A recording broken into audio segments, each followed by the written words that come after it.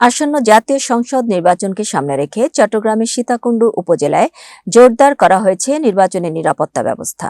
এরই অংশ হিসেবে ভাটিয়ারী বিজয় সরণি কলেজ প্রাঙ্গণে অনুষ্ঠিত হয়েছে যৌথ বাহিনীর একটি বিশেষ মহড়া। সীতাকুণ্ড আর্মি ক্যাম্পের সমন্বয়ে পরিচালিত এই মহড়ায় অংশ নেয় সেনাবাহিনী, বিজিবি, র্যাব ও পুলিশ সদস্যরা। নির্বাচনকালীন আইনশৃঙ্খলা পরিস্থিতি নিয়ন্ত্রণ, নাশকতা প্রতিরোধ, ভোট কেন্দ্রের নিরাপত্তা এবং জরুরি পরিস্থিতিতে তাৎক্ষণিক ব্যবস্থা গ্রহণের বিভিন্ন কৌশল প্রদর্শন করা হয়।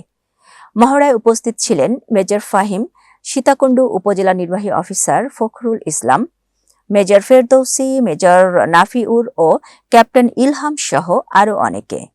এ সময় মহড়া পরিদর্শন করেন ২৪ পদাতিক ডিভিশন ও চট্টগ্রাম এরিয়ার ঊর্ধ্বতন কর্মকর্তাগণ। তারা নির্বাচনী দায়িত্ব পালনে সংশ্লিষ্ট বাহিনীর প্রস্তুতি ও সমন্বয়ে কার্যক্রম পর্যবেক্ষণ করেন। নির্বাচনকে অবাধ, সুষ্ঠু ও শান্তিপূর্ণ করতে মাঠে যৌথ বাহিনীর এ ধরনের মহড়া ভোটারদের মাঝে স্বস্তি ফিরিয়ে আনবে বলে মনে করছেন সংশ্লিষ্টরা।